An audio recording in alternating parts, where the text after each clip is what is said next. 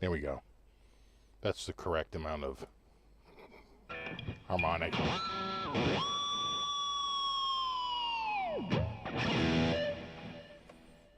Hello, Cleveland.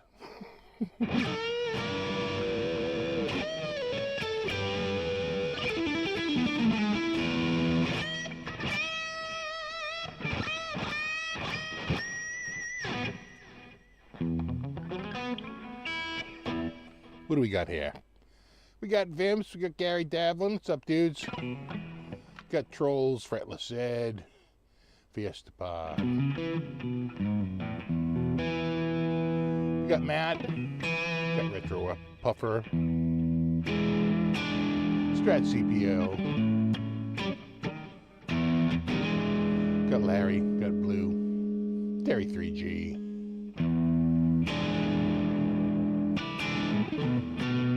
What's up, Browns fan?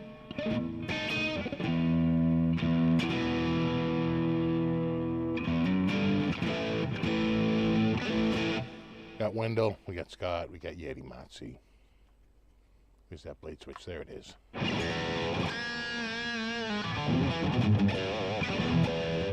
Super Lead, Brian R. We got Tim. Fast Eddie.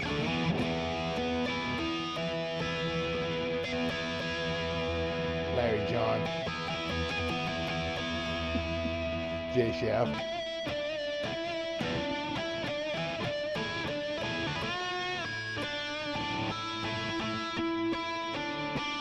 What's up, speaker?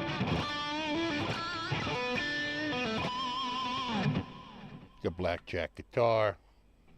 Got Matt Dummett. Says sound is good. I believe him. That's good to know.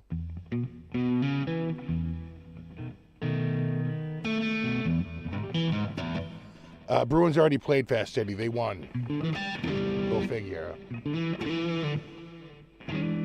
Double R guitar, Rock and Rob. We got Mark. We got Searching for Tone. We got Brian.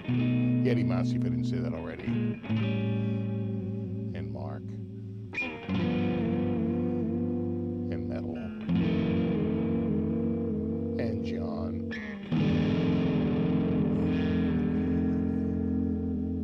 And James.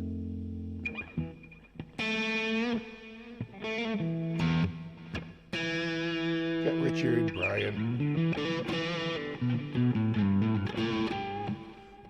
Brian from New Hampshire says wicked cold there. Yeah, no, it took a turn. It was actually really mild and rainy.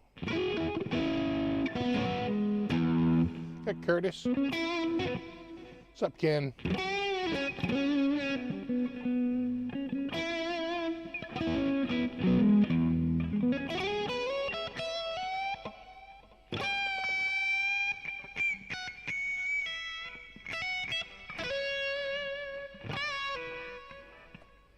Dennis.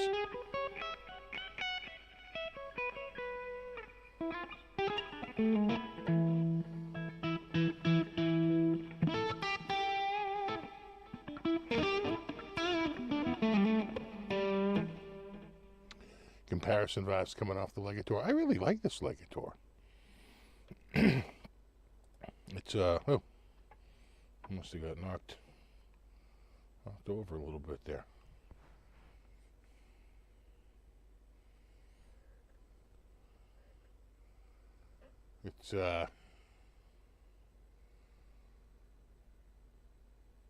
It's got an amazing neck, and I found out a little bit more out about the pickups, because a little tricky to find the exact information. But I found out that according to Fishman, if you go to the Fishman website, on when you're on the bridge pickup for this set, and you have all the pots down, right? You're in mode 1. And mode 1 is a PAF.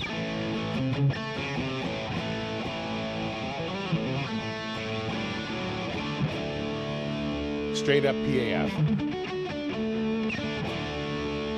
When you pull it out, you go to mode 2. It's a hot wired PAF. It's supposed to be an overwound PAF that's a little hotter. And there it is, pulled out. I think more mid, so here it is 1. And here it is 2.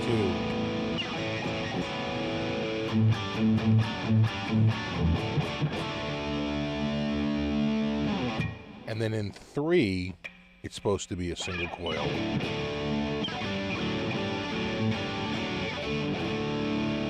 Again, regular. And then the single coil.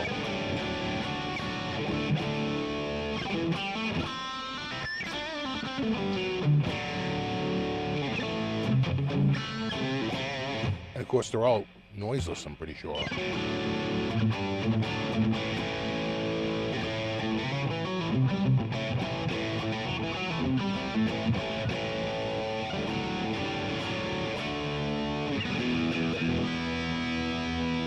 All right, so that's the bridge pickup. When you go to the neck pickup, it doesn't do the same 3 things. It's kind of a weird. So there, when you're down, I think it's supposed to be, if I remember correctly, I think it's supposed to be a PAF.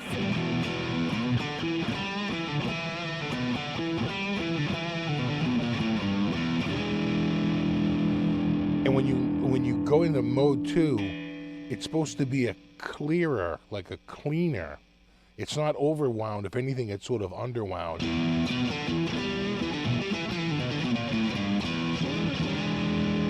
Right?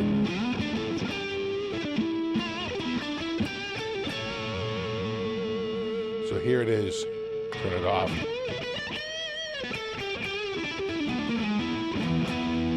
And then on.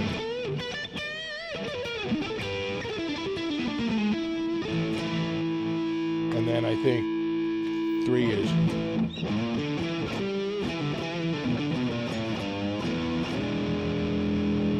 It's supposed to be like, God, what do they call it? They have a special name for it. Let me just go to the Fishman site and see what they call it. I think 3. It's not a coil cut.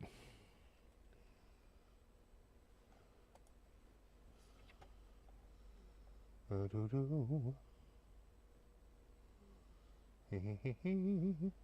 is it? Yeah.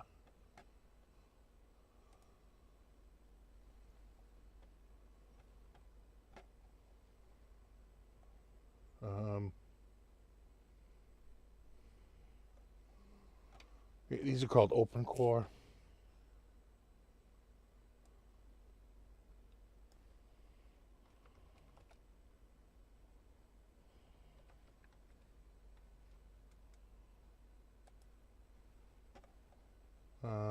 God. They're not making it easy.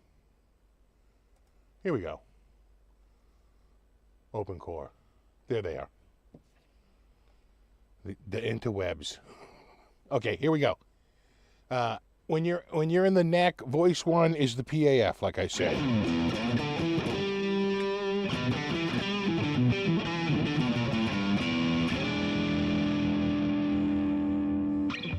They're saying voice 2, which is right there. This is a special Fluence exclusive neck tone with vocal mid-range and tight lows.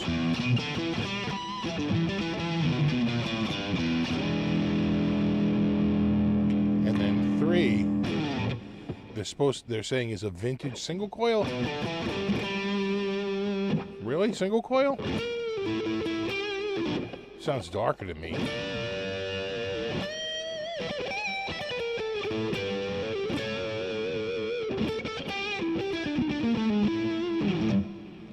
When you're on the bridge, they're saying in voice 1, vintage PAF.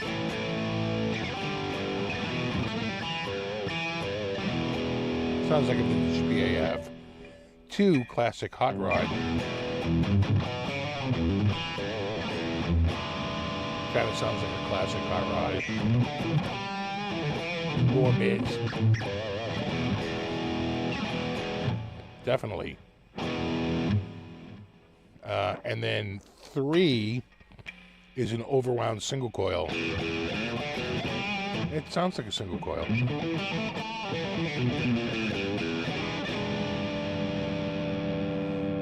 The only one that's a little weird is this one.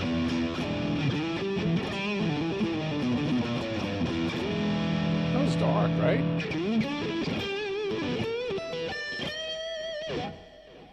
I think so. A little dark. No? Me? Who's that?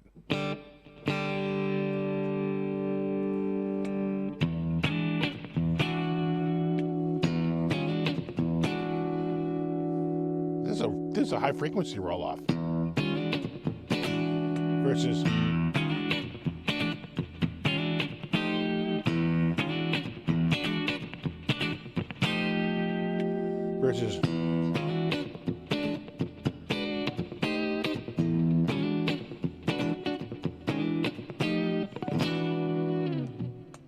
and then here it is in that voice too. That sounds closer to a single coil.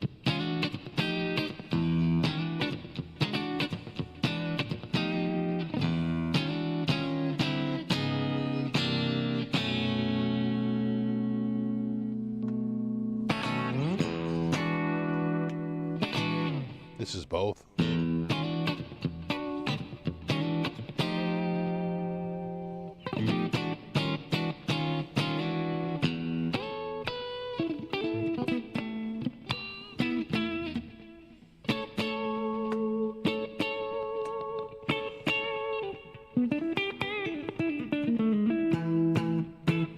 Yeah, not bad.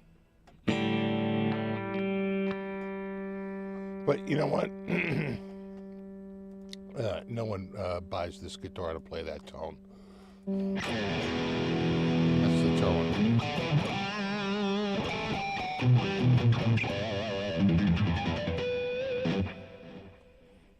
Does sound good. I do like these EMGs. I mean, Fishmans. Active. It's all active. And where is my... Boy, they're just making it hard. There it is. Jesus.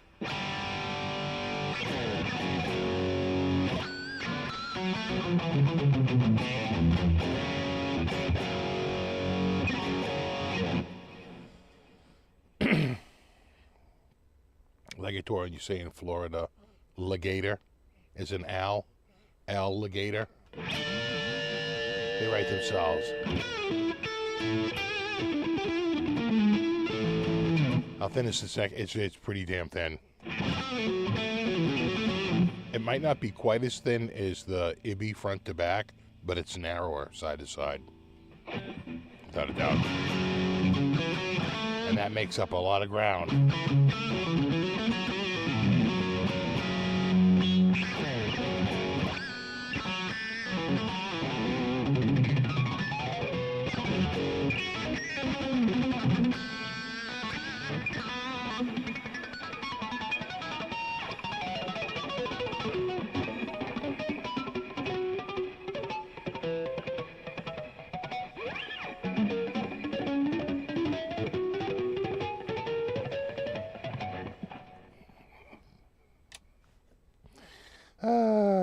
And they called it music.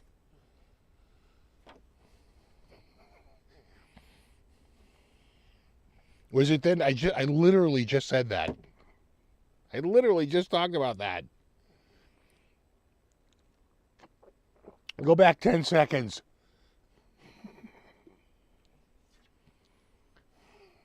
Alligator.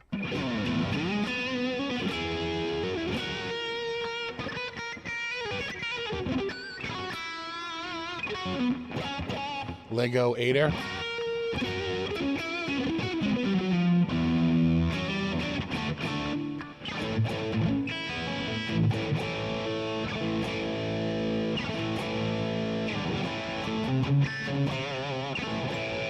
I do like these pickups. These PAF, they are. I like them way better than. There was another Fishman set I tried that I was way too metal. There was another Fishman set I tried that these are way more like classic sounding, I think. The other ones were way too mid-pushed. And was just, they're meant for people that tune their guitars below E. And I'm just not one of those dudes.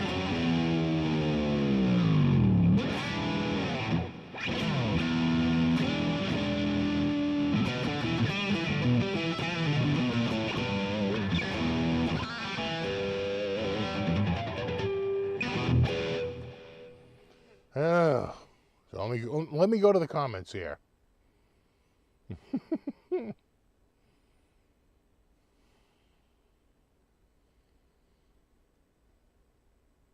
like my Ibanez? You like the orange Ibanez? It's a nice guitar, man. I lucked out.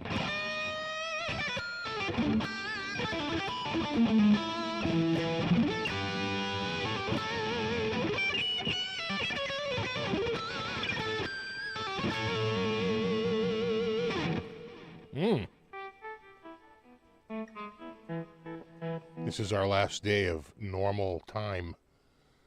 Starting tomorrow, we are on daylight savings time. So for those of you that don't change your daylight savings this week, be warned, next week I will be, I guess I would be an hour earlier, right? Because we're moving an hour later. No? How does that work? So 7 o'clock becomes 8 o'clock, which means I'm really starting 7 o'clock, so I start an hour earlier. And so for you, it would be an hour earlier.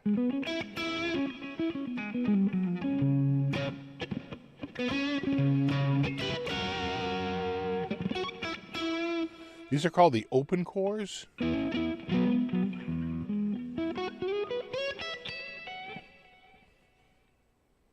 And they look like regular pickups.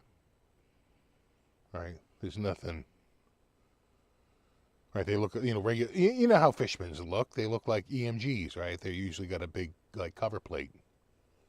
But not these. These look like just regular. That's why they call them open core. How many meetings? How many bagels? Let's call them open core. I like it.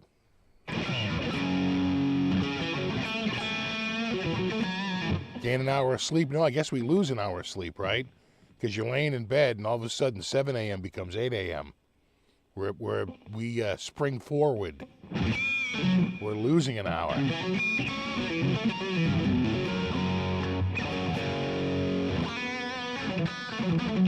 And we don't get it back until November.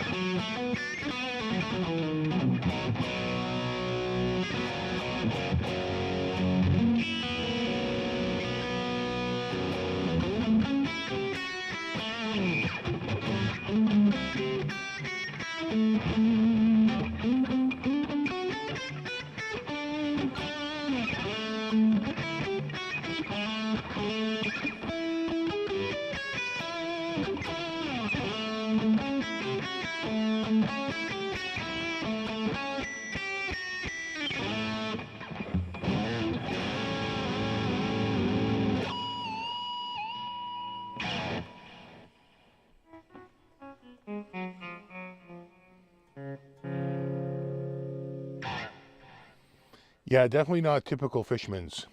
Definitely a way more traditional look. I don't know.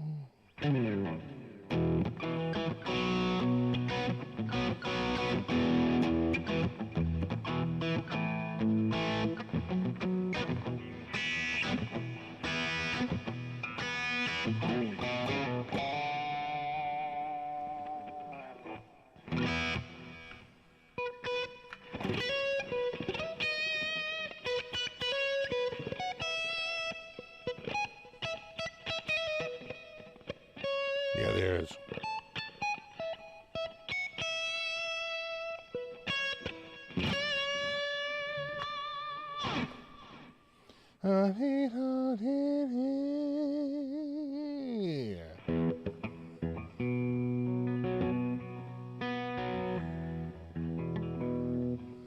Does the guitar light up under black light? It does not. Kind of a bummer. Opportunity lost. I wish the purple was fluorescent. It would look completely badass. Just saying. I would. I'd throw that on the maybe list. You know, it would be awesome. Now, of course, the Ibby absolutely lights up like a Christmas tree under a friggin' black light. It is shockingly bright.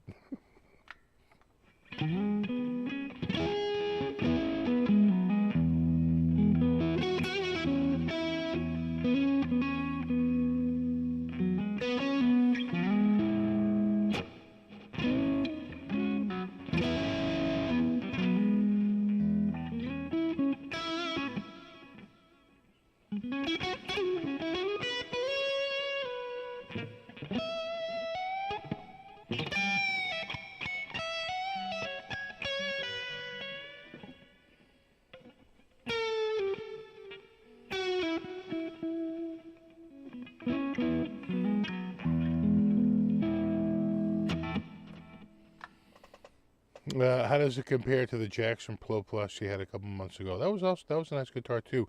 Thinner neck, smaller neck, and the Jackson was a gloss neck, and these are satin.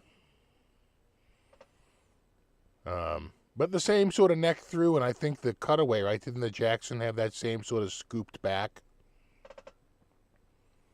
I forget now. I'd have to go back and look at the video, but the Jackson was nice. Jackson had an ebony fingerboard too, right? I think so. Right there. Let's go to fingerboard cam.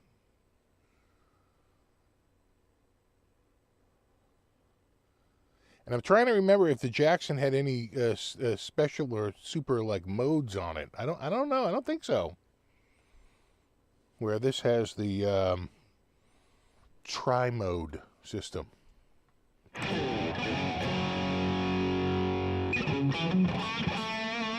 Their motto, try and get a good tone.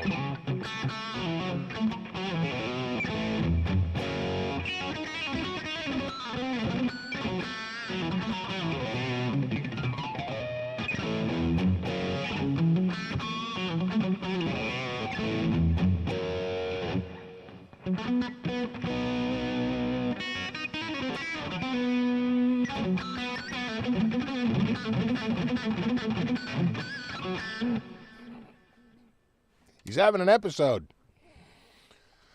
It's good to play a little guitar. It's been a busy week.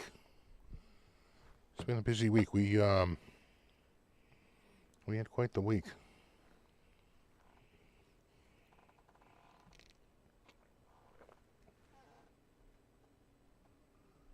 What the hell am I hearing up there?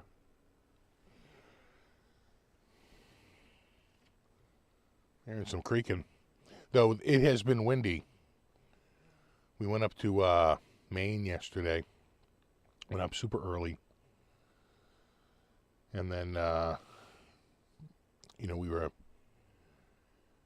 went up, and it was windy. But, you know, made it up. And then got on the coast. And the wind was coming actually off the land. There was a land breeze out to the, like, out, some like the northwest or northwest. And it was coming in hot. So we went down to the, you know, as soon as we get on there, there's an exit you can take to avoid the tolls. And I take it because it's $8. I don't want to pay the $8 in tolls. So I usually get off there. And they're all for it because it pushes you into like commerce and like all, you know, they're like, go here. So I avoid it. I avoid the toll. I get off. And you can go right there down to the ocean. So as the waves were coming in, The wind was pushing at him so hard. The spray over the ocean. It was like, oh my God, look at this. It's crystal clear and bright and sunny. But man, the ocean spray, it was insane. It was really crazy. It was cold and windy. So we went up, we went to our place. I think I took a picture here. Hold on. We went to our place, which was, I'll get it to you in a second, a little bittersweet. So we have our favorite little restaurant up there. And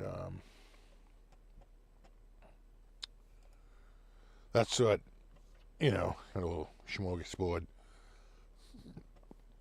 That's my French meat pie Benedict. And my wife got an omelet, and we split the no order of grapes, which they're actually not super sweet, they're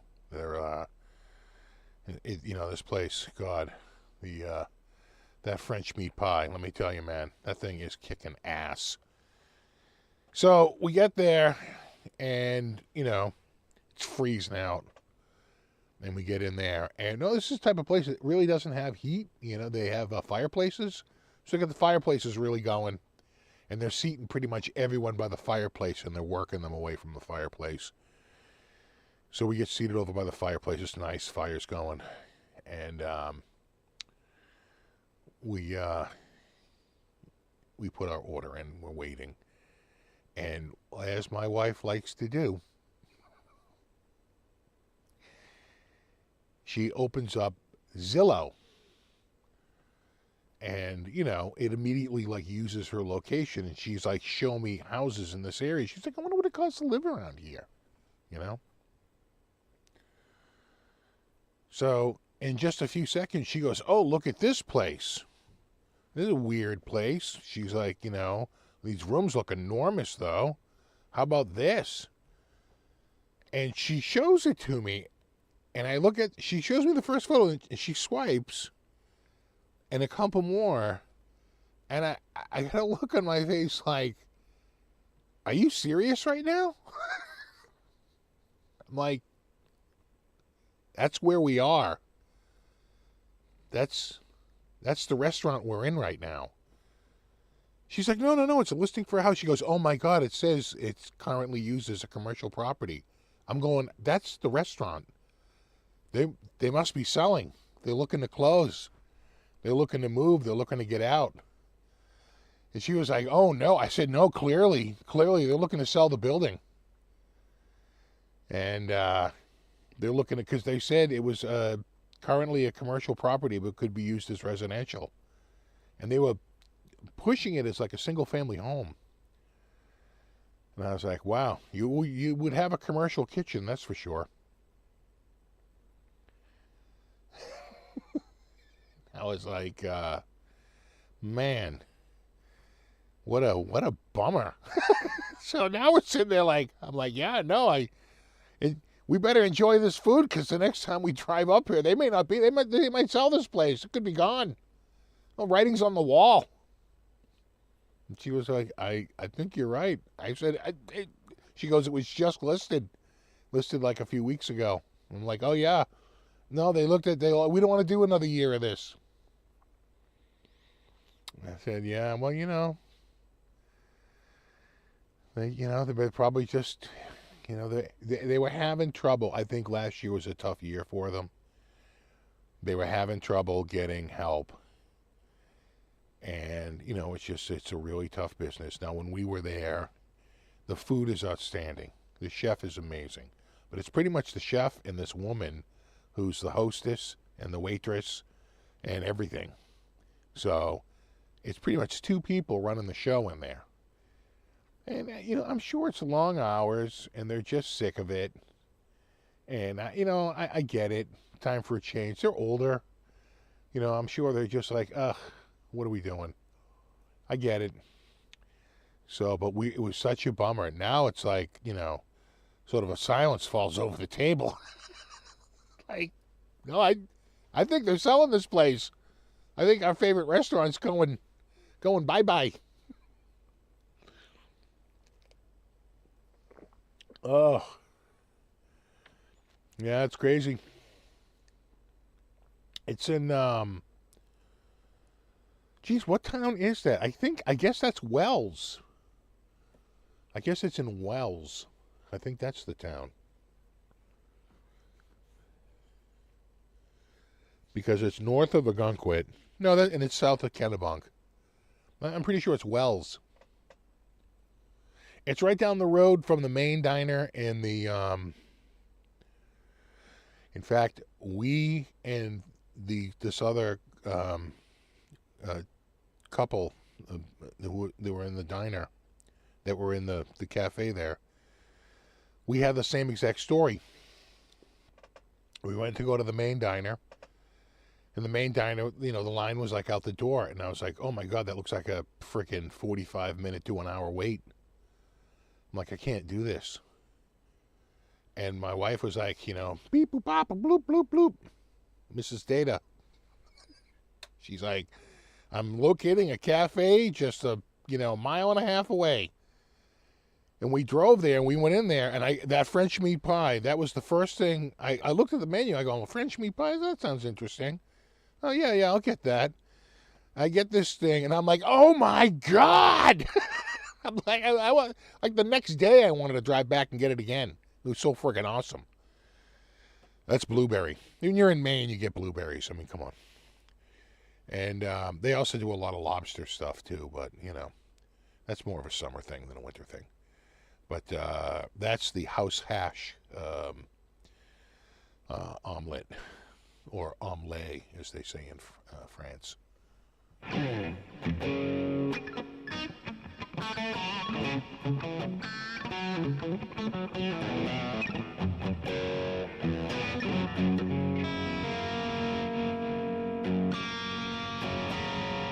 Yeah, Wells, I think, is situated in between Kennebunk and Ogunquit. Of those three, it's got to be, I think it's the cheapest. I think Ogunquit, because it's more of a touristy town, and Kennebunk, because it's more of a, like, yuppie town. Those two, right? You got to have money if you want to live in Kennebunk. That ain't cheap.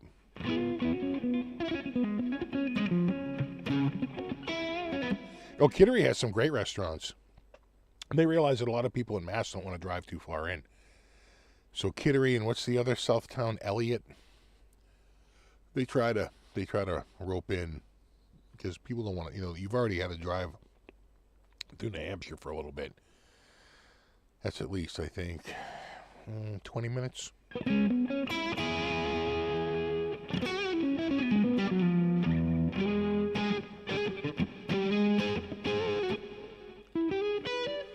And another local place here, one of the most beloved places in town, he's closing up here, and he's moving to Maine. Because, as a matter of fact, Bobby used to love this guy, but he was getting harder and harder to actually, get food from. He really started reducing his hours. He stopped opening dining in. He went just to takeout. He was teaching classes, and he just did not want to do the whole restaurant thing again. He just wanted to do takeout. And then he started to reduce it to, just takeout between, really very few hours. And then he was closed on a bunch more days, only a few days a week. And now he's completely closed. And he's like, I'm opening a new place, and he's way up in Maine. And west, too, pretty far away from the coast. He's really inland, and he's up there too. They say he's not over the border at all. He's way up north and west Maine. But I guess he's got a place, and he's going up there.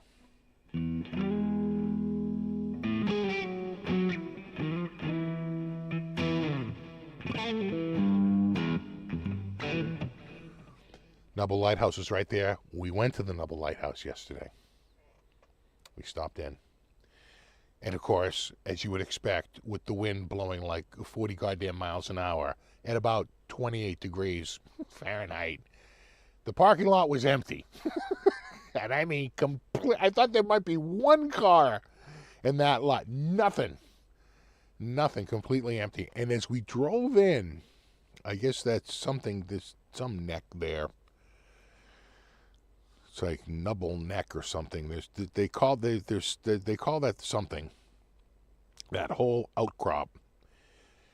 We're driving by these houses, and man, they're on like seemingly like a cliff, and I'm like, I think I want to live on this side of the street, even though you're not right on the ocean. Damn, I feel like that house is going to fall into the water someday, or get washed out. Man, it looks scary. You know, those houses up there, practically on like stilts. And my wife looked on Zillow, and there was one for sale, and I think it was up for $3 million. Which, well, you know, when you get to those places, when you want to be like right there on the coast, but the coast is eroding.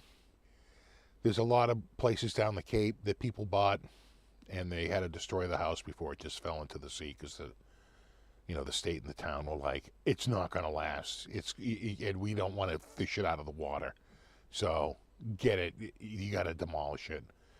They tried to move a couple of them, but their land only goes so far back, and the water was just encroaching on it.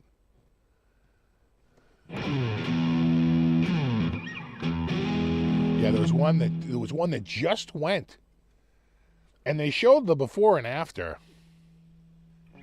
and you could just see the whole thing, the whole coast had just completely shifted in how it went. So yeah, no, his whole friggin' little land up there was just completely eroded and gone.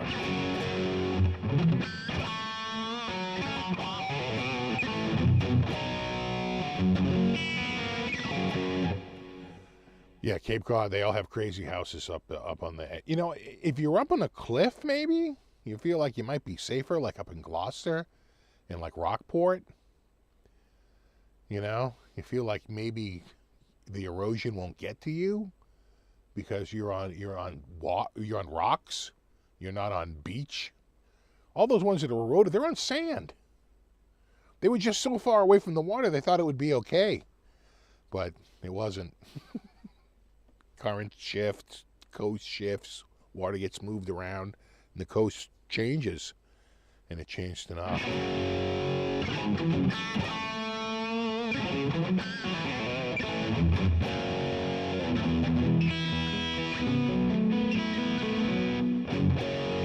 So that Nubble Lighthouse, that's pretty cool. Man, it was blustery out there, man. You could feel that wind. So we went up all up the coast. We went to the restaurant we like to go to, and then we bopped back down and around. We have like a little coffee place we go to, and then started to make our way back down again. And we stopped at her dad's, which is kind of on the way, and went to Dunk's for him and brought him a sandwich and coffee, and he was elated. We're like, we're driving by. What do you want, Dunk's? He's like, yes! That was good. And then once we got back, I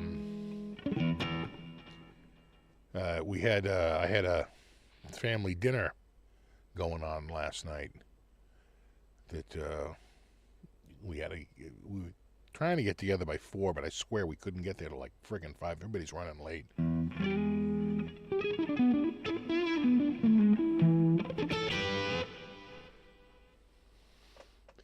Yeah, remember that? There was I think you're right. There was a dude, he took a $200,000 gamble on a $2 million home and lost, right? The house still got demolished, right? Yeah, he didn't own it for very long. But yeah, I think you're right. I think the prior sale was $2 million. He paid $200,000, and it was just like pissing in the wind because there was nothing going to save that house.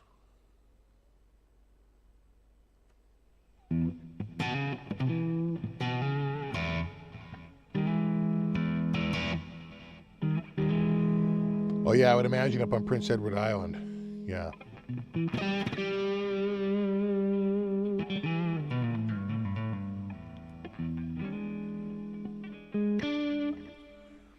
happens if you lose only money for your house. I think you write it off on your taxes. I think you're both right. I think that, he probably treats it as some sort of business venture. And, oh, well.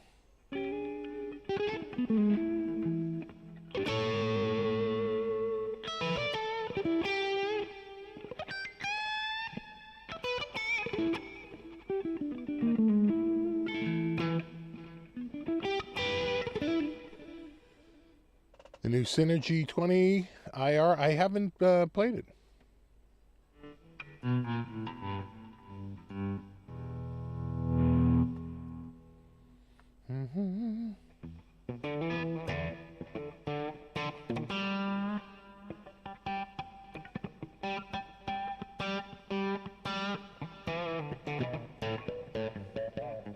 So then last night we went out with the family, got everyone together.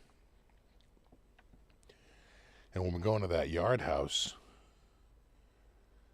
and they do the happy hour, the half-price appetizers and pizzas.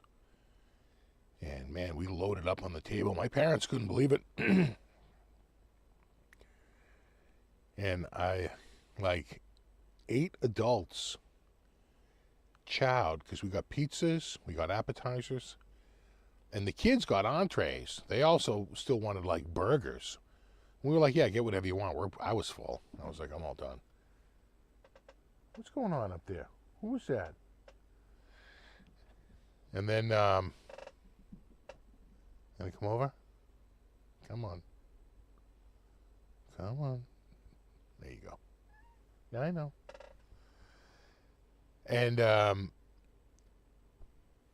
And I got a beer, and my wife got a mixed drink. And it was for 8 people, 8 adults. And remember, 3 of them got entrees in addition, and everything was like $150 because all those appetizers and pizzas were half price. I was like, man, that's cheap for. If we went to friggin' Legal Seafood, that would have been friggin' $350, $400 for the amount of food we got.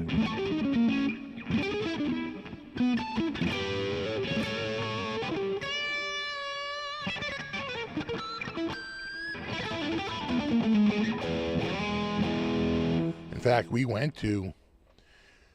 we took about that size party to Legal Seafood for one of my kids' graduations. And I'm pretty sure that's what it was, about $400. Got to get a couple of alcoholic drinks.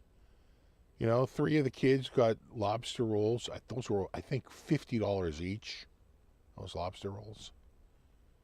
I think my dish was like 30, 35. I mean, everything is freaking expensive. By the time we were done, man, it was up there. It was friggin' up. And we got an appetizer. Man, it was a couple appetizers, actually. And that was not cheap. And same with Cheesecake Factory. Can kind of get a little out of control.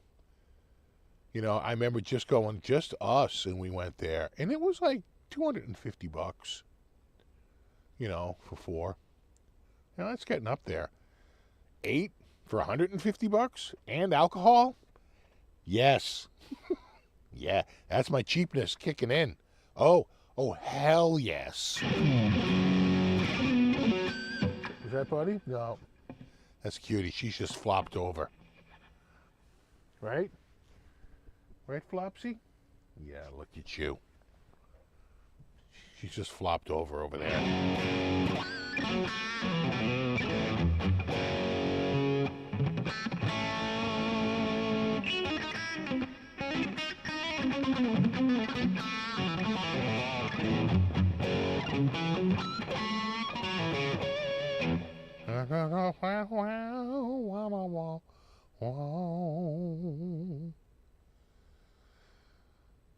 Oh yeah, Dio footage from from a festival in '83. That's probably his first year out, right? Because I think still in '82 is he still officially with Black Sabbath? I think his first album doesn't come out till '83. That's pretty early in the quote unquote Dio, the post um, Sabbath career. I tell you what I've been working on this week. I'm hearing a lot of running around. I'm hearing the pitter-patter of little feet. Someone's got the zoomies up there. I got my, that little mini PC I bought maybe a couple of months ago? Not the one from like a year ago that I use as a file and print server. The more recent one with the i3, that 1220p. I got that going as a emulation station, and it was a little tricky to get going, but I really got it going now. I kind of have it working, and it can go. Technically, it might be able to do as high as PS3. You can certainly do PS2. I've already tried that. That works. And pretty much anything that was ever available ever on the market prior to that. And PS3 I haven't tried, but they say it might be able to do it. I have to double check. Might need a stronger video card. And then it does have Wii, and Wii seems to work. It also has Wii U support, but I don't have any Wii U games to try it. And it says it can do Xbox and Xbox 360. Which I've yet to try either. I'm a little leery, especially about Xbox 360. I just don't think that has. Remember, it's an IGP. It's just not going to be that strong. I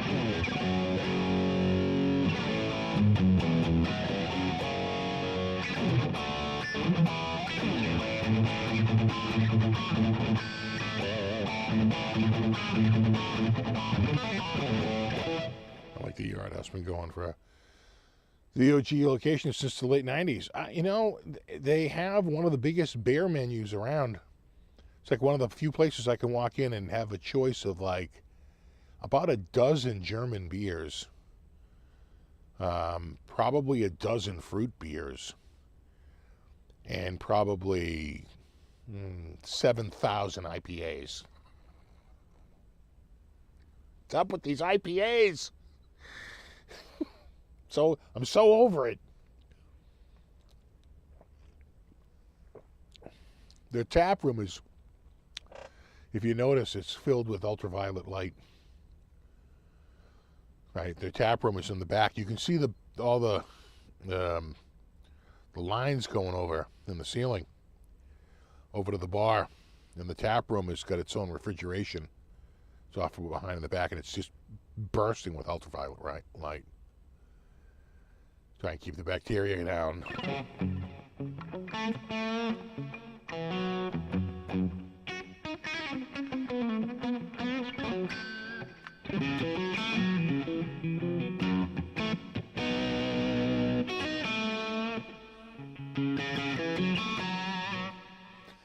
IPAs are too bitter. Yeah, they can be. I think they're trying to soften that a little bit and trying to do various ranges of bitterness. But I agree. I'm not big on pine cones mixed with grass clippings and grapefruit juice. They're like so friggin' bright.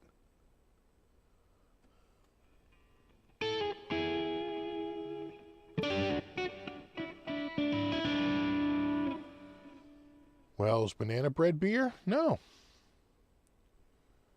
I'll give it a try. I don't usually drink when I'm up in Maine because I'm driving. The only time I drink is when I'm local, and usually like my wife's driving, or if I have one beer and I'm going to get food. Right, so one beer is like nothing, especially if you're eating a bunch of appetizers and pizza. It's all gonna just that's nothing. Food definitely reduces the effect for me majorly. But if I was going up to Maine and I'm not really eating a ton, or I'm just having like breakfast foods, and it's like, no, I don't want to drink. I won't have to even worry about driving.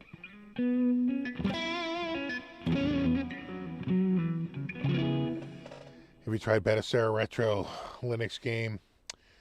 You know, I downloaded it. I'm debating. I think I can just boot it right off of a USB drive. Just by switching my BIOS back to legacy mode and just doing a, you know, holding down a key and just choosing. Because if you leave it in UFI there, it's gonna automatically just boot to Windows every time. So I haven't tried it yet, but I would imagine it would be pretty smoking because it's very lightweight compared to Windows. I just don't know if I would want to give up all my Windows functionality, you know, but it might unlock a couple of higher gaming platforms. Like PS2 might work on the Windows version, but I might have to run the Linux version if I want to run like PS3. Right? It has to be such a lightweight operating system that it can rip right through it.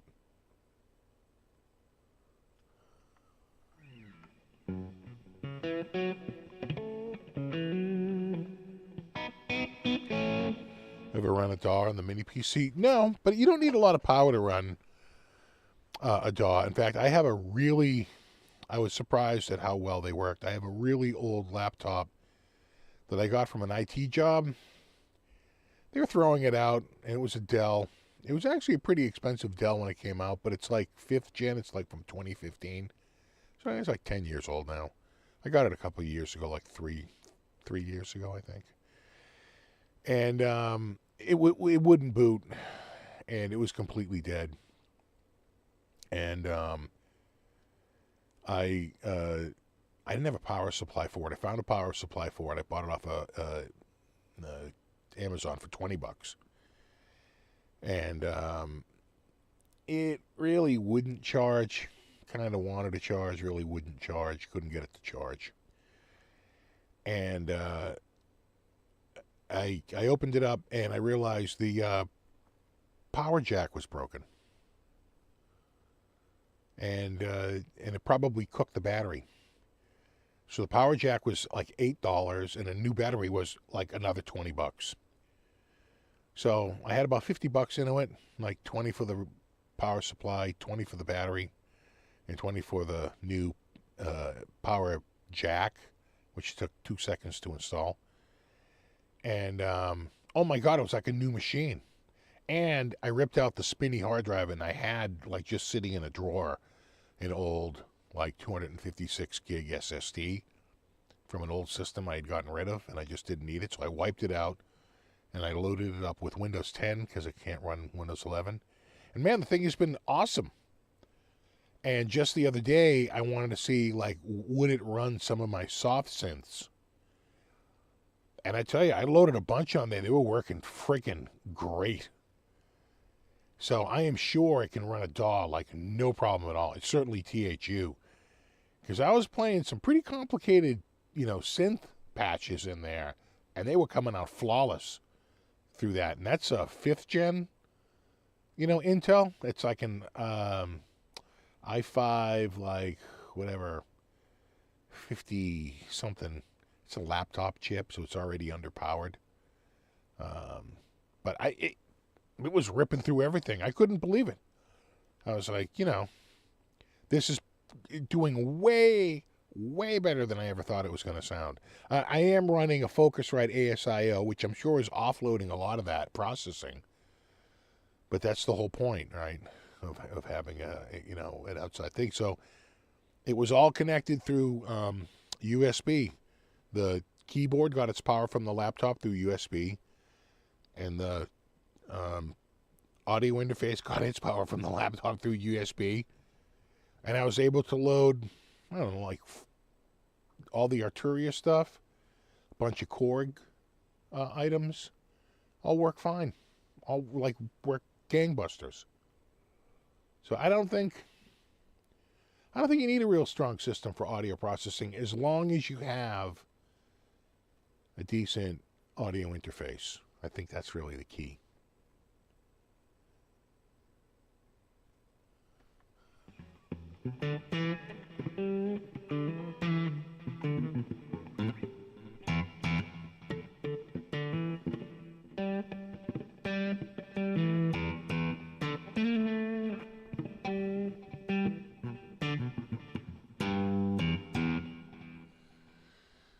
Uh-huh. It's not, in fact, the one I was using was a first gen. Because I didn't have an audio. I was like, what am I going to use for an audio interface? And I was like, oh my God, I think I saw one up on a shelf in the attic from before I replaced it with like an 18i 6 or something, right? It was 18i 4. It's like it's not quite their top model, but it's like the one below that I bought refurbed directly from Focusrite. Because I needed the right I/O on it, and it was perfect for what I needed. And so I retired that other one, and I knew I had seen it recently. And I was like, oh, I should just get that and just plug that in and see if that works, because it works gangbusters, plugs right in, works right away. Really. So much easier than trying to work with the internal sounds.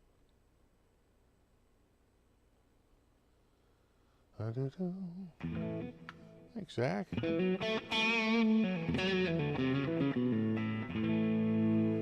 Studio tour rig rundown? Yeah.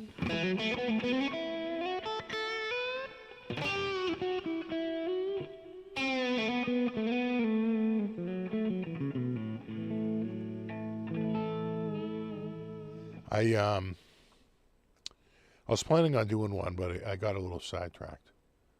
And now down here, I'm already ripping everything apart, so it would be a little bit. I got to do some more cleaning down here.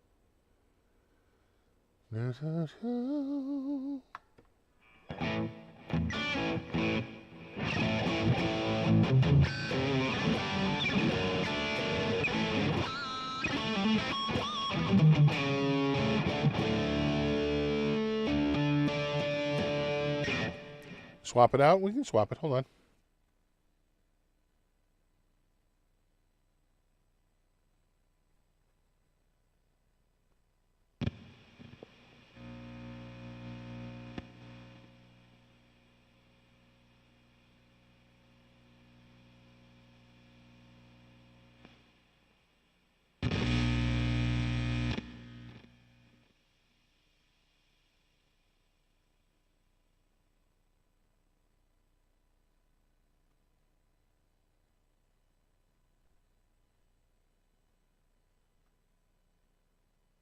That thing is bright.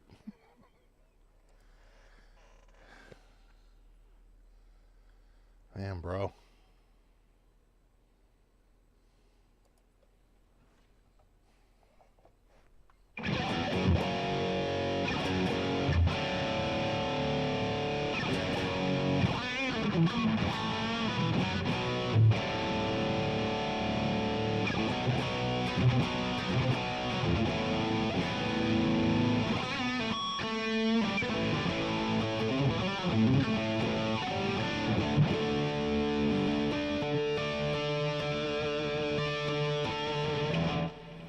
No, this paint job is actually pretty rare. You don't see this one out there a lot. The carotene orange. I almost thought it might be... so when I saw the listing, I thought it was either going to be carotene orange or 5-alarm red. And I didn't know for sure because yeah,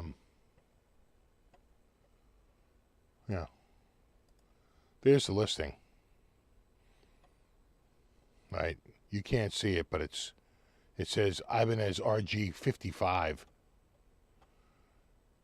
and of course it's like upside down. And I was like, huh, well, that could be it. I mean, that looks right. Let me just order it. Yeah, and they showed that too. You know? Any other? No, that's not it. That's Paul Gilbert doing a clinic at the store. And that's 5-alarm. No, that's Road Flare Red in an RG 750. And that's a maple fretboard. I want to say RG 560 and 5-alarm red behind his head. And that particular Ibanez was never available in the States, only the Japanese and European markets.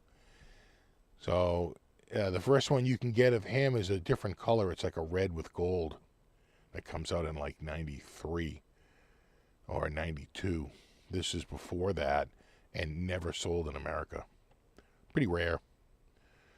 And he brought a cassette deck in his ADAs. So he's running through this rig and he's playing this backing track that he's jamming to. And he's going through the PA and he's jamming along to it. And he is 23 in this, because someone asked him, how old are you? And he said 23. And I was like, what a coincidence. So am I.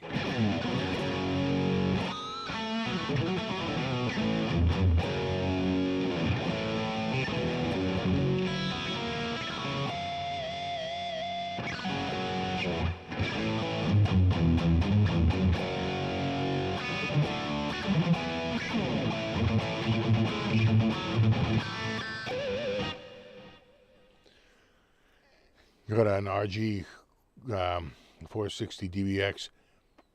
They're saying they're going to come out with the RG, which they already came out with, not in the U.S. market, though. I think it's only in the European and Japanese market, but they have an RG 460 DX, which I get. That's the one they just announced, but it's not in the U.S. market. I guess it's going to come to the U.S. market. But it's not the same. It's a very different guitar than this guitar. It's got the shark tooth inlay. It's got like binding. They're using a Jatoba fretboard, which is fairly light in color. It's not the same. You know, the 5 series and the 7 series were sort of the ones.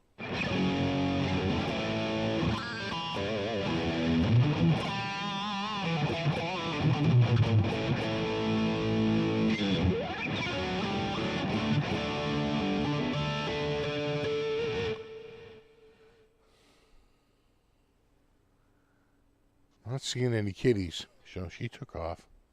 Like, where'd my cat go? I was looking in the camera. Where'd my cat? I think this is an 88. It would have had an 87 serial number because it's gone, and some people would take that badge off. Right? They wouldn't. It hasn't been sanded. It looks to me like someone probably used a hairdryer and took the sticker off. You can very cleanly take it off with a hairdryer. And some people just didn't like the sticker. So this actually isn't as day glow as the 5-alarm red, although it is fluorescent. It will glow under black light. I feel like 5-alarm red. So you guys want to see some rare guitars? Hold up. Let me go. Show you a couple rarities.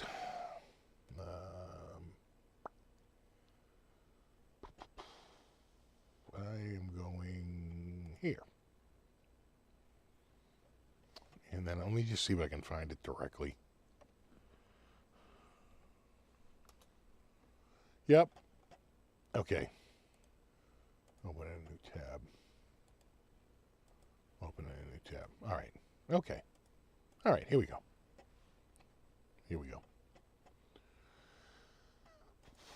This is a 540p. B stands for power. These were only out in this configuration for 1 year. That is the magenta paint job. And that is in damn good shape. A little pricey. I feel like not too long ago that would have been... There's the sticker. I feel like not too long ago that would have been...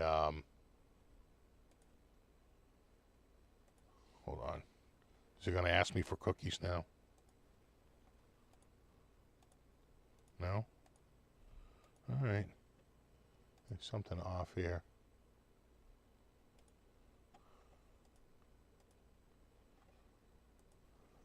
Well, can't get it to... this thing gets blocked all the time. Anyway, that knob is really representative of the period with the Sure Grip, like the steel, the metal Sure Grip, with the rings. You see that? That's pretty rare. And that's in great shape. Sadly, I don't think it comes with a case. But that's in great shape. I feel like that's something I would have paid like $4.99 or $5.99 for like 2 or 3 years ago. They've really sort of shot up. Maybe a little bit more because it's the power and it's pretty rare. But you don't see a ton of these. The other thing I sort of don't like about it is you have to turn each, pickup on and off with a switch. It's not very ergonomic. Big pain in the ass to turn one switch off and another switch on. I'm sure people get used to it and they work out routines, but I just like a blade switch. I think eventually they did go to a blade switch, or they just discontinued it and moved Satriani off the power. This was his first model, the power. They moved him to the radius. All right, so that's one guitar. Even rarer, even more difficult to find, like almost infinitely, is this guitar here. And that's in 5 alarm. So there's the magenta. That's 5 alarm. Some would say it kind of looks like that, but not really. It's a little redder. But it's an orangey red. It's an orangey red. And this is, of course, the 540p. It's like the one we just saw. That's a 540p. But it's the TC. And the TC is for triple coil. You can't handle the coils. So really annoying that this won't allow me to friggin'... Is it a third-party cookie shit thing? No. No. It's really pissing me off. Well, hold on. Hold on. Let's copy. I won't let you sit through the boring. Can we get it to open in a different goddamn browser?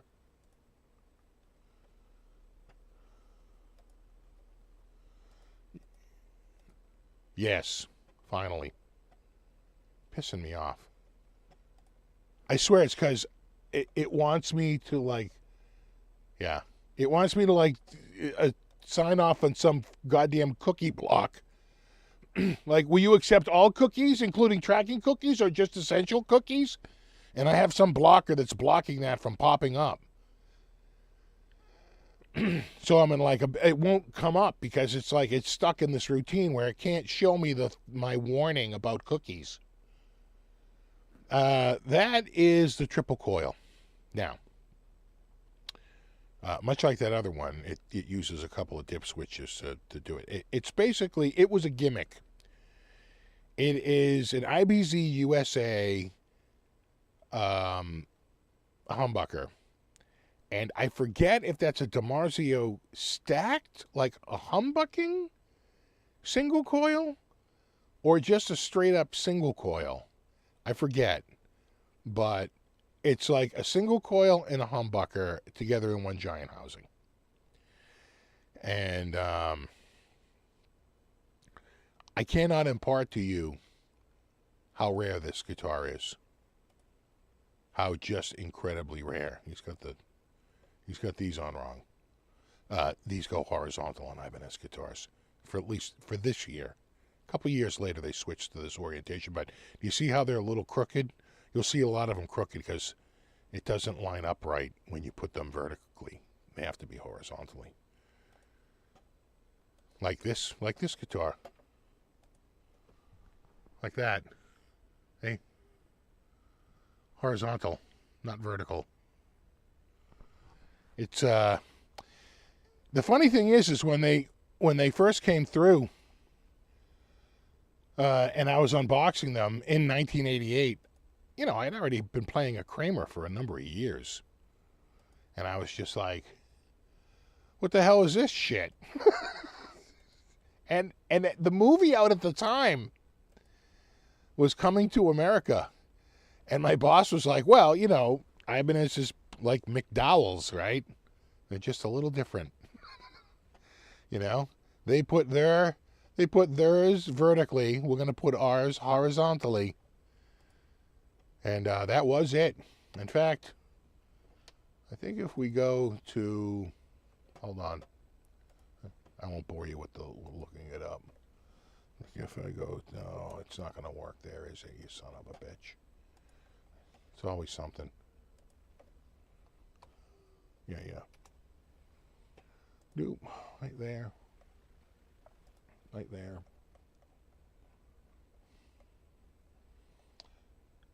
I'm just going to tell you right now, this was probably Steve Vai insisting on this. I wouldn't even doubt that. Let me just call a couple of these up so you don't have to sit there while they're loading.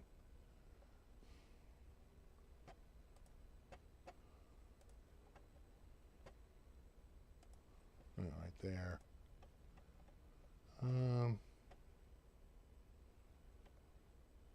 Maybe. Yeah. Oh, yeah. Right there. That's a good one. Oh, that's a good one, too. Here we go. That's probably enough to work with. Yeah. Here we go. We have a few of them here. Oh, you know what? I probably got to zoom in. Does this stupid thing have to be here? Oh, what a pain in the ass. Oh, God. There it goes. Oh, goddamn pain in the ass. You see it here? Oh, yeah. There it is. And zoom out. Oh, boy, I really...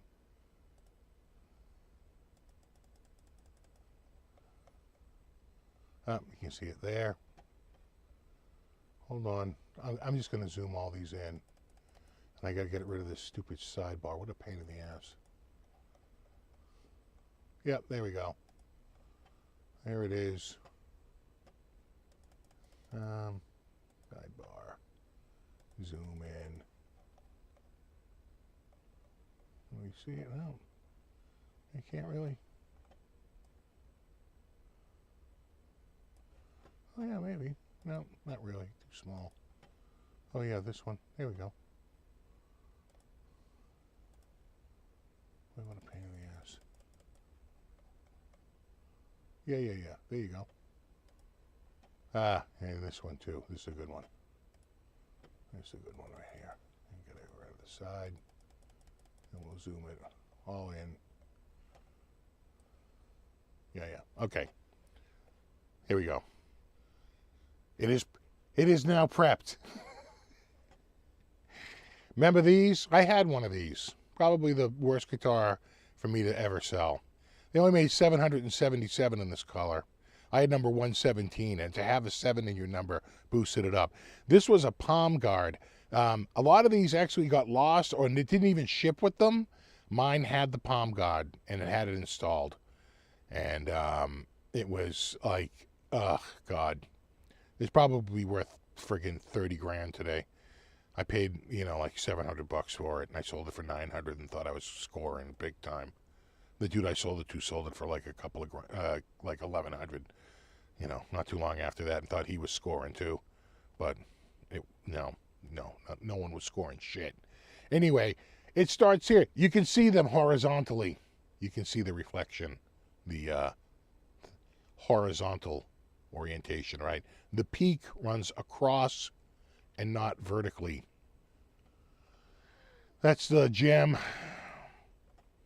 There's the RG550. Again, you can see it's horizontal. There's the 540, 540p, the 540 PTC, which is the one we were just looking at, the triple coil, right there, the TC. And again, horizontal. The 1988 RG550 catalog, horizontal. The 1988 RG560 catalog, horizontal. And so on. I could do this all night. It doesn't change until you get to 1990, and then they finally go vertical. But 87, 88, 89, I'm going to guess Steve Vai was like, what's everybody else going vertical? We're going horizontal. I wouldn't doubt it, but for whatever reason, for those years, it's horizontal, bro. Horizontal all day long. And they don't quite fit the other way. You see them, they get a little loose. They're a little cocked to the side. They don't fit quite as snug. So, and the bottoms aren't shaped the right way. Right? You would have the concave part supposed to be going against the string, not alongside of it, because they can go underneath the concave part. So, that is the correct way. Because a couple of people were like, you got the screws in wrong. I'm like, no. For every other guitar in the world, that would be wrong. Except for this guitar, this year, and these models. Then, horizontal.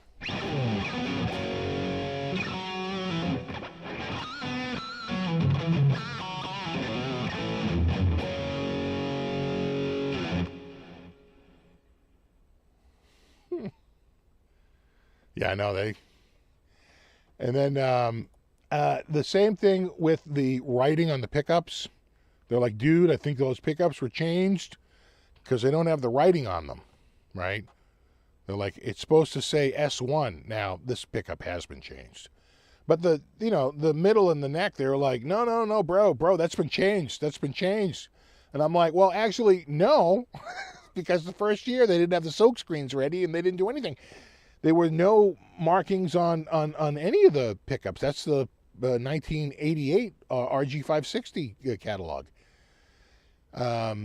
87, 88, there were no markings. As the rumor has it, and you can see the black and white line, right? The same as right there. It's the same lines, right? They weren't doing it. And then I felt, I don't know why, maybe because IBZ USA was on the other ones, so they felt the need to put the markings on them. I thought it looked cleaner. Also, by 1990, they moved the volume knob slightly. This volume knob is in its original position. That is absolutely the correct position right there, right next to it. But they moved it because, as you can kind of see here, the bar was hitting it. And people complained that if you didn't have the bar up enough, you would bump into the knob with the bar. And so they moved it just ever so slightly away to accommodate the bar better. So no markings on the pickups, correct. Knob a little too close, correct. Horizontal, plates, correct. Gotta remember, I unboxed a lot of those.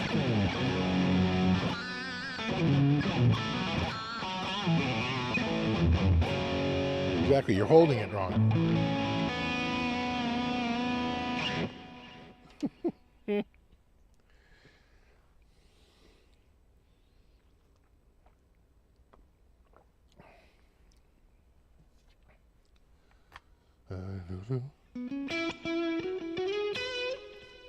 Steve knows his Ibanez. I was there. Okay, in 1988, I'm 22, working at a music store full time. And that speaker was with me when I got my first Ibby. We were playing at the Knights of Columbus, as most metal bands do. And we were taking a break. I forget if I broke a string, whatever, but I had that ESP that had a pretty chunky neck on it. And I was just always sort of quietly disappointed with that guitar versus my Kramer. And my Kramer was a disappointment because it had the wide neck, and You know, then I got the ESP, and that had the chunky neck. And we went into the store that day, and they were unboxing and throwing up on the wall the new RG560s. I walked out at the door with one. They were like, "Are you buying this right now?" I am. I am buying it right now. Welcome, Ian's Guitar Shack.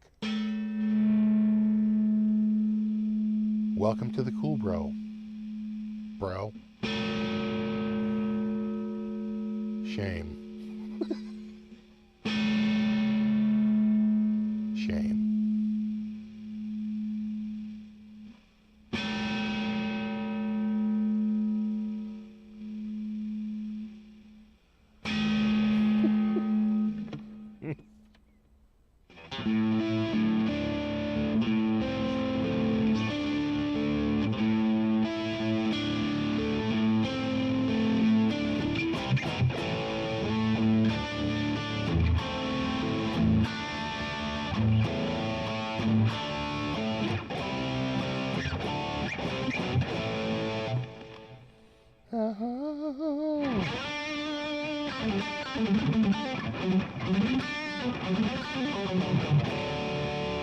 I wish the necks on the Kramers they made were wider.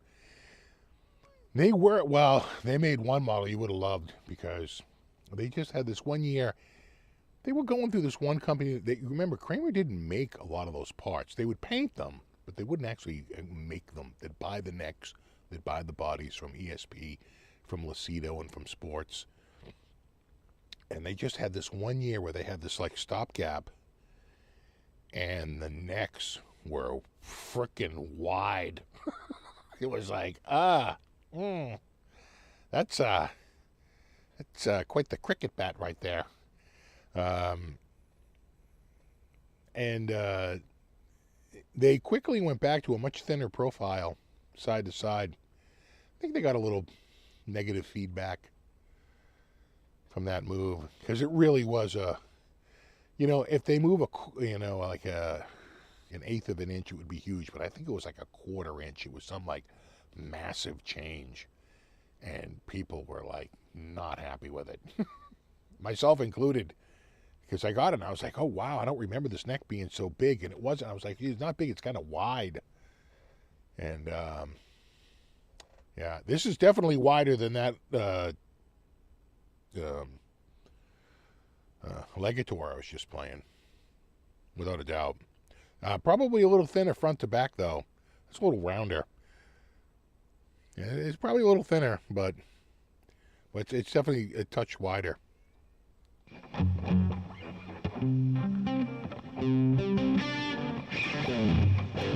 If Fingers are alive today, they'd probably be playing an 88 Ibanez RG560. Probably.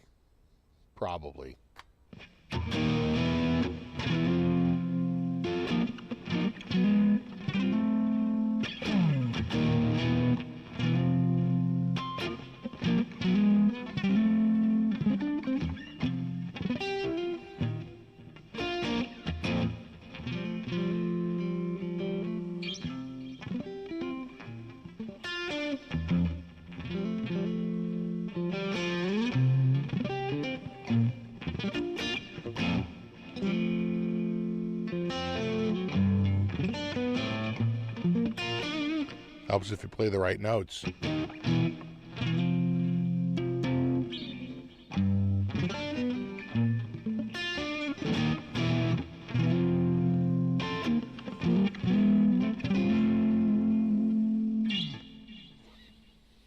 So I don't want to panic you or anything, but I did hear from a friend of mine in retail who heard, he didn't want to say who it was, but he heard from a few makers to expect an April 1st price increase. I think he was talking about Fender, but he didn't want to say. That he's like, if you want anything, get it now, bro. I was like, okay.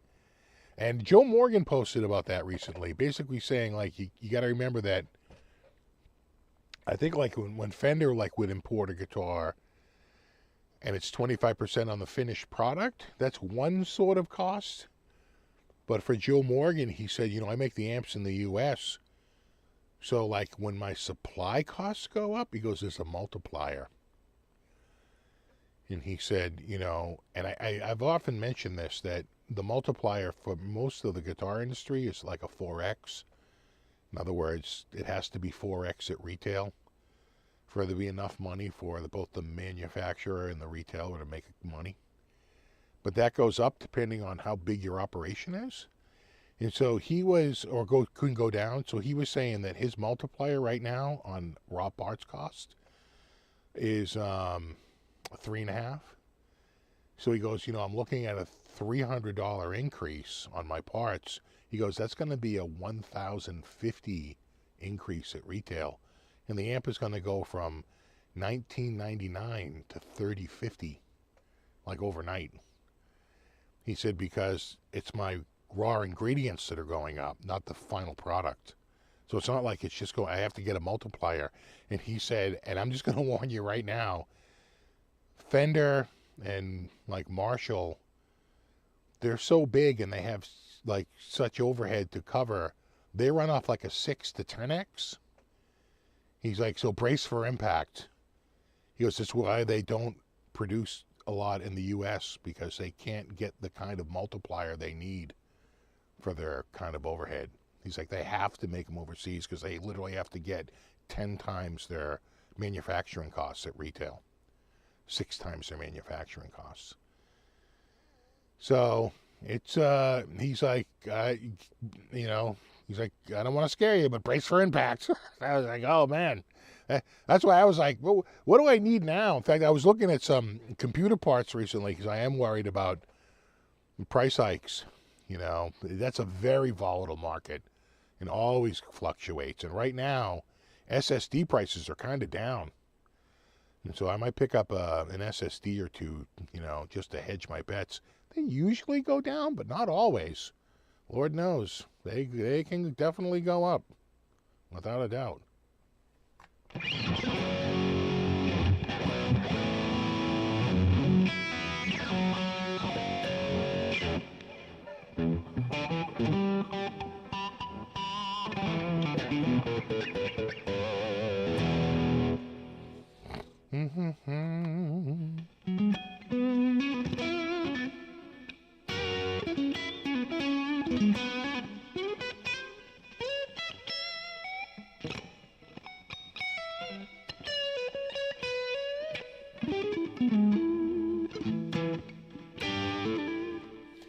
You still have micro PC? Yeah, I got 2 of them now. I got the M9.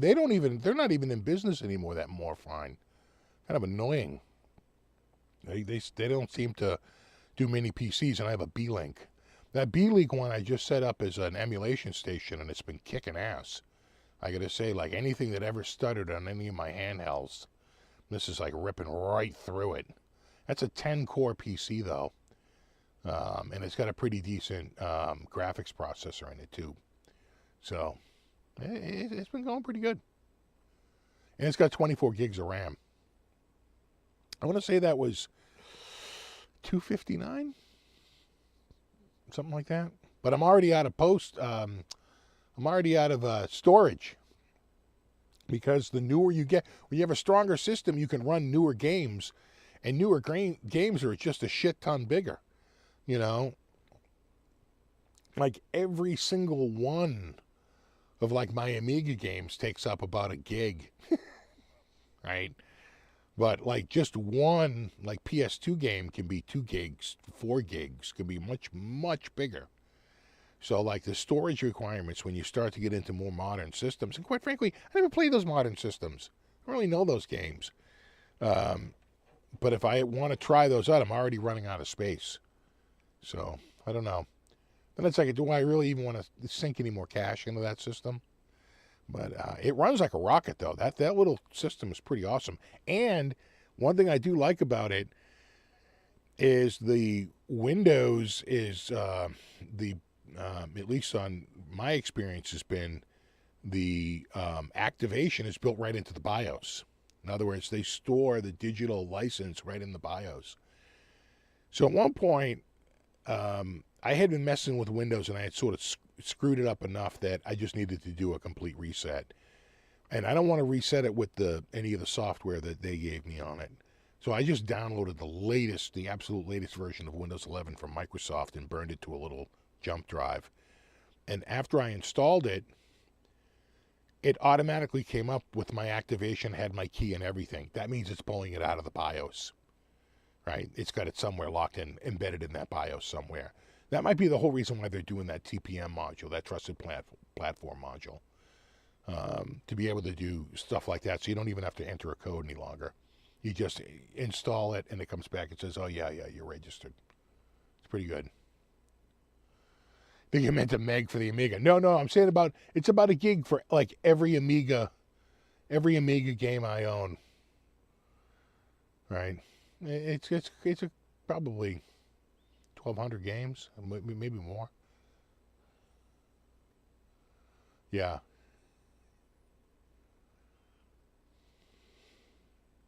Yeah, B-Link is like a gateway computer. Once you get into those, you're locked in. That's it. Now I need 10 of them.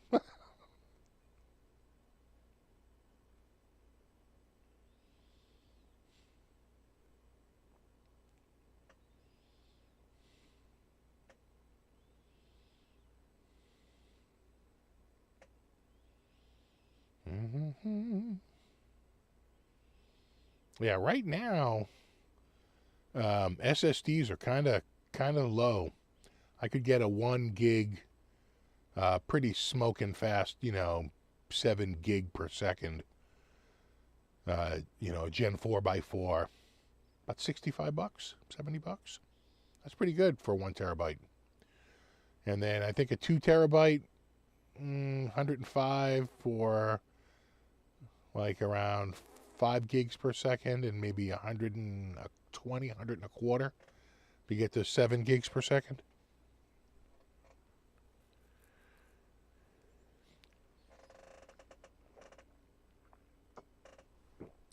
That is tasty.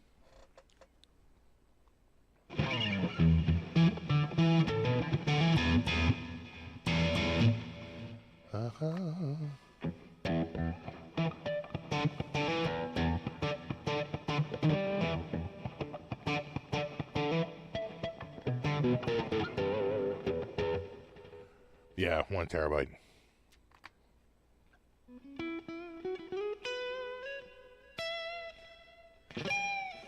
Christ, I can get a 128 jump drive for short money now.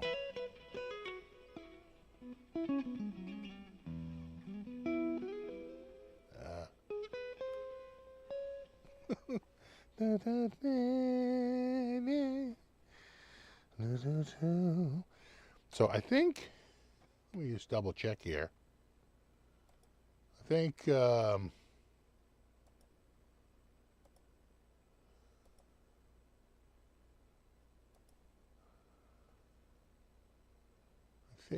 Gibson just put something out, right? On their mailing list. I'm always getting. Yeah. The new Firebird Platypus. Right there. Tobacco. Ebony. Vintage Cherry. And a Gibson exclusive Cherry Sunburst. Interesting. Let's go to new arrivals. Oh yeah, and then the Eric Clapton, but that's a collector's model. I think we looked at the rest. So maybe it was just the new Firebird, huh? Hey, Gibson, they put out stuff pretty regularly. Oh, you want to see a rare guitar? Let me see if I can call this up. No, I won't let you force you to live through all the crap. Let me see here. Is it here? And can I go by brand? Yeah. Might be gone.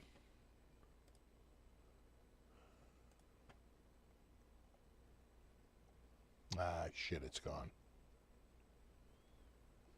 It's gone. Too bad.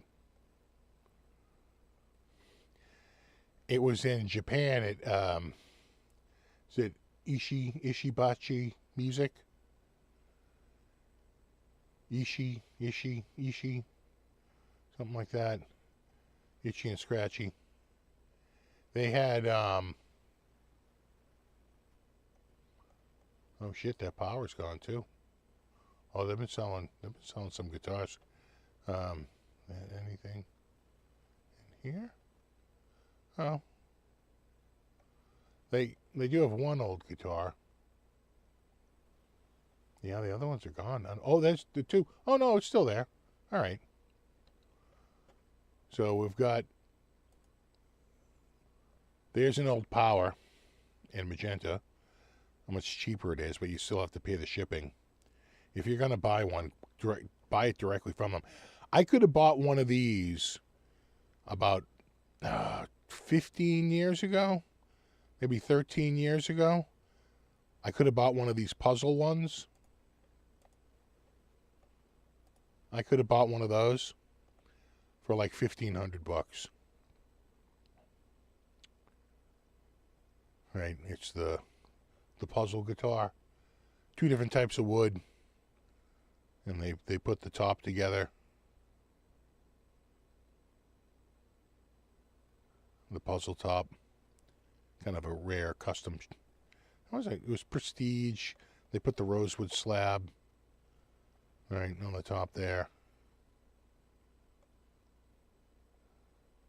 and what do they want for this? Like 37. It's up there. Probably should have bought that one. And then the other one, that Power is pretty cool. Where is it? Yeah, right here. This is one of those OG Paul Gilberts. That's like one of the first ones that was available in the U.S. market. Yeah, it's a little rough on the back though. Right, it's a little worn out. And it's not cheap. What do they want for it? Yeah, it's like $1,100, almost $1,200. But the one I wanted to show you, the one that they had and they sold, was a custom shop, LA custom shop, Reb Beach Koa. I don't know that the custom shop makes guitars for anyone else but artists. Right? I don't think you can buy an LA Custom Shop guitar ever. And it was absolutely LA Custom Shop. So, who owned that guitar? Where was the Reb Beach Koa signature guitar from the LA Custom Shop? How would that even get out into the market? Who's the first buyer? Or first recipient? I don't know. Part of me says, didn't that kind of have to come through Reb Beach?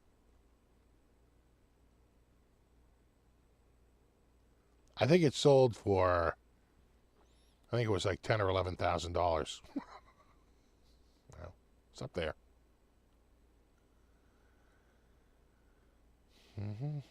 Yeah, the Jigsaw. Yeah, you never saw one of those? You never saw the puzzle guitar? Never saw one? Yeah. I could have got one. They had them. They had a couple of them. They showed up multiple times on Guitar Center Used. Few times. 1,200, 1,500, 1,600. Then, of course, one would show up at like 2,200. I'd like, no way. I'm not paying that. It should be like 1,500. Now they want 3,700. Yeah, the puzzle guitar. The Jigsaw. A little mark right there, though. It's not perfect. A little beat up. A little bit. No, a little bit. No, a little bit. A little bit.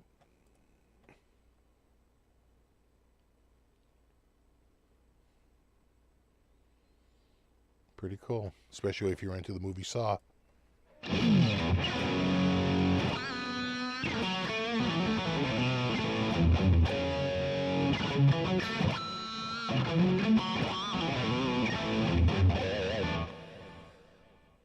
Yeah, artists fall on hard times. You know, Red Beach was in an interview recently, and he was basically saying how, like, they had a terrible deal, they made no money. He basically sold, like, that some Kramer, some blue Kramer he had for super short money. And he goes, I can just imagine what that's worth now. And he was just so, you could just tell he had the bitter voice of a lifelong musician. He's like, man. And he just basically said that he goes, how come I think it was Dawkins. Like, how come Dawkins looks like they're making a lot more money than we are? Because we have about the same success. He said, but we just had this terrible deal. He goes, well, like, we made no friggin' money. It was just awful. And so he sold, you know, he needed to sell money to go to audition, to raise the $500 to fly out to go and audition for some band, like after Winger. And then he finally got some long-term gig that was at least paying the bills for a while. But he blew through a bunch of guitars.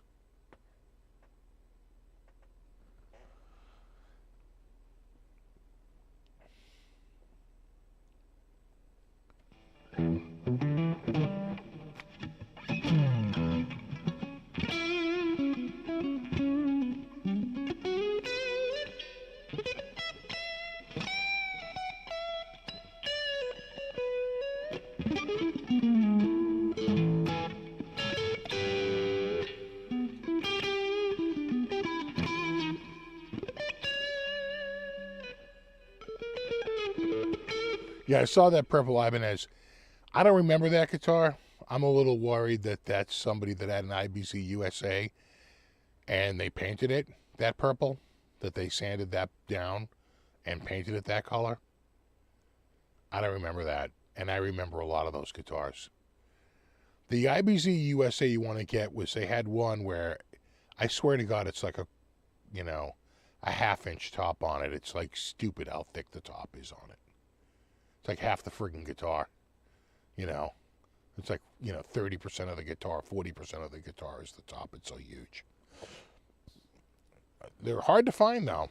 There's a few of them out there. We had a few in stock. I remember getting them in. In fact, I think oh,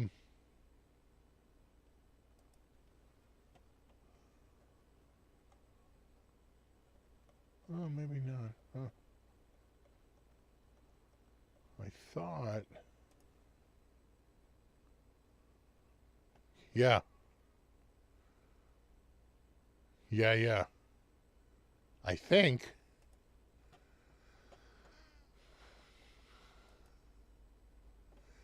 This guitar right here, I forget if that was an RG. That might be. I'd have to. It's hard to see right here. That could be an RG 560. But I remember we had a black one in that was a neck through. And it's hard to see from here, but it had oval instead of round dots. And that was an IBZ USA. Right, that was an Ibanez USA. That's a 750. That's a 540, a 750. Look at that 750, and I think that's Road Flare Red. That's either an RG 560 in black, which it could be, or it was that IBZ USA. Yeah, that's an RG 570 in white. That is probably with the maple front like that. It's hard to tell. I don't think there's a pickguard. Would you already see it by there? I don't know. He might be just blocking out the pickguard. So either that's an RG 550 or it's an RG 560. This is an RG 57. This is an RG 760, and in the silver, right, the dark gray or the dark silver they called it. One of the dudes who worked in the store bought this guitar, and we swapped the neck. We put that neck on my yellow RG 550 that had been signed by Paul Gilbert. And he took the maple neck and put it on this and then just sanded the yellow off the headstock and made it natural because he wanted the maple. He didn't want this. So mine had literally, not just any neck, literally that neck was on it. We swapped necks. Did it in the basement of his apartment.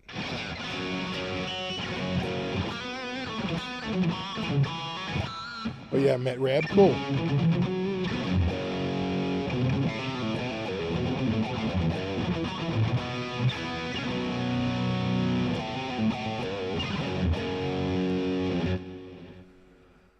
What's the difference between J-Custom and J-Craft? J-Craft is the production line. J-Custom is the custom shop. J-Craft just means it's made in Japan. And it can be just prestige, right?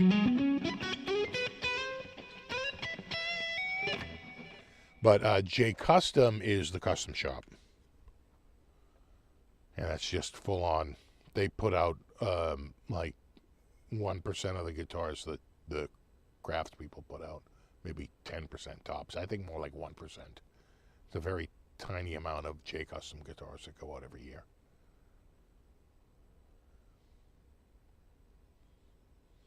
The 570 in white has your, yeah, and it hasn't turned cream yet. It's still bright white. That won't last. That won't last. Oh, yeah, the old phone. Yeah, right there. You see that? That's a Maxis bass. Remember Maxis? I think. We had a Maxis in. Yeah, he's going through the ADA. He's going through one, but he has a backup just in case. And then he's got like, that's an Alesis, right? An Alesis, because he's doing full-on stereo effects, of course. Because who plays a guitar dry? Nobody. And then he's running through this. He's got a cassette deck, and we have a little mixer here. Or something up here, and he's going through and he's playing the backing tracks. And going through a PA system that you can't see. And there's actually a little stage here, a little riser that he's up on that you can't see either. And it was good. It was fun. Is it an MP1 and an MP2? Is it two different models? Is that what he's got going there? Oh, yeah. So maybe he's going through both of them. And he's got some switching going on. That's definitely an Alesis, though. I can tell by the buttons. I think that says Alesis right there. Alesis Quad Reverb.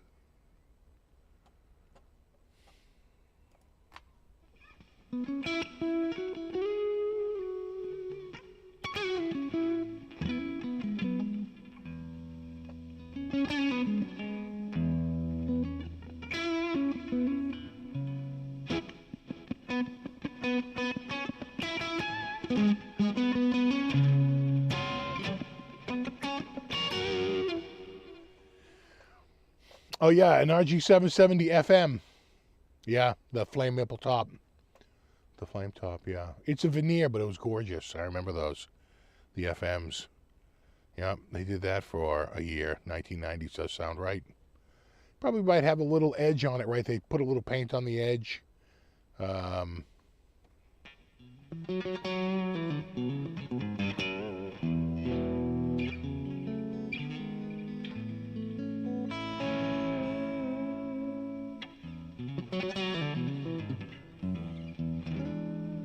Still have all those racks, yeah. Yeah, no, that was the sound, man. Back then, that was the sound. You wanted... No rack was too big. No stereo delay was too big. No way.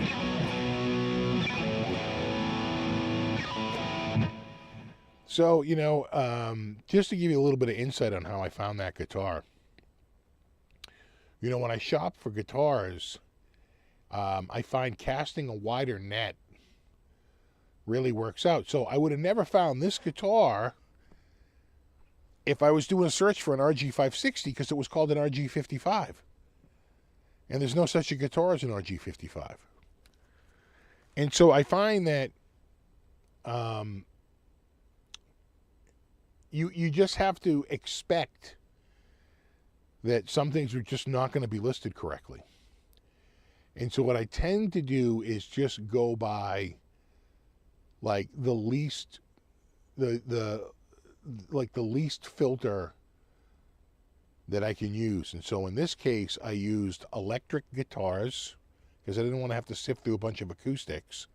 But even then, you know, sometimes they put an electric in the acoustic section by accident. So again, you have to be careful because sometimes you miss out just because you don't see it because they entered it wrong in the computer. But this I just did I filtered just by Ibanez and electric guitar. And, you know, you got to sit there and wade through a whole bunch of crap. But then, of course, you come across this and you're like, oh, my God, is that what I think it is? And I like to shop at Guitar Center Used for one reason only. It's very easy to make a return.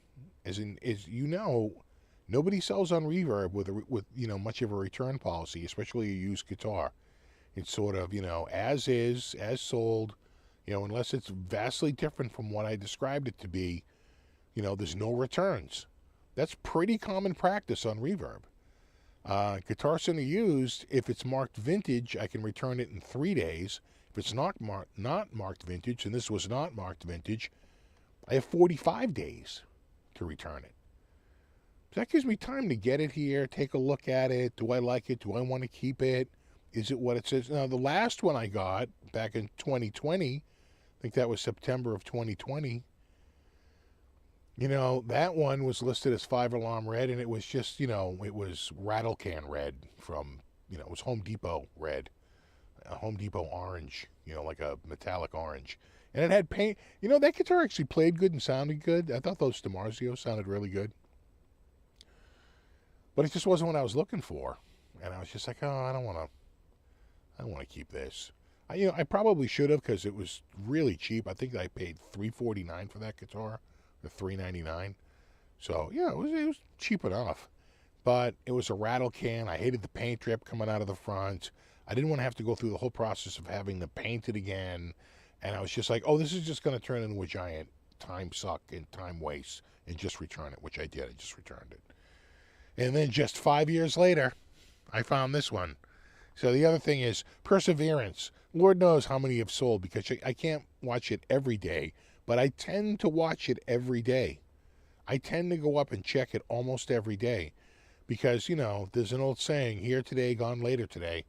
And that happens on there all the time. I can't even tell you the guitars that I was like, oh my God, there's one.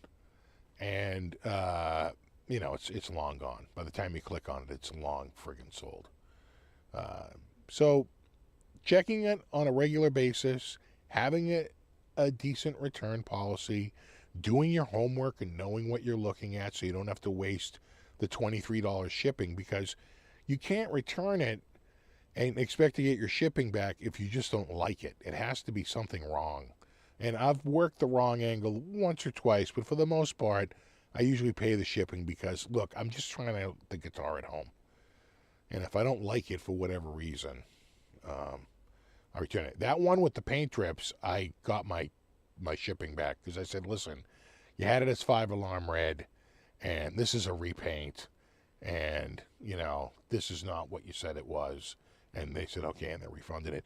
And I had a couple of keyboards that were defective, had keys that just wouldn't play. And I said, well, you know, you said it was in great condition, and it's got one dead key that's never coming back. So I'm calling that defective. So do I have to pay the shipping to be able to do your quality control? You should have realized it had a bad key before you shipped it out. If you had listed it with one bad key, one key doesn't play, I wouldn't have bought it.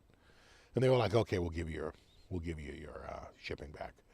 So it just depends on the situation, but I tend to use Guitar Center Used because they have better prices than Reverb and they have a generous return policy. And there's enough stores and enough places that they get stock that moves through. They really do.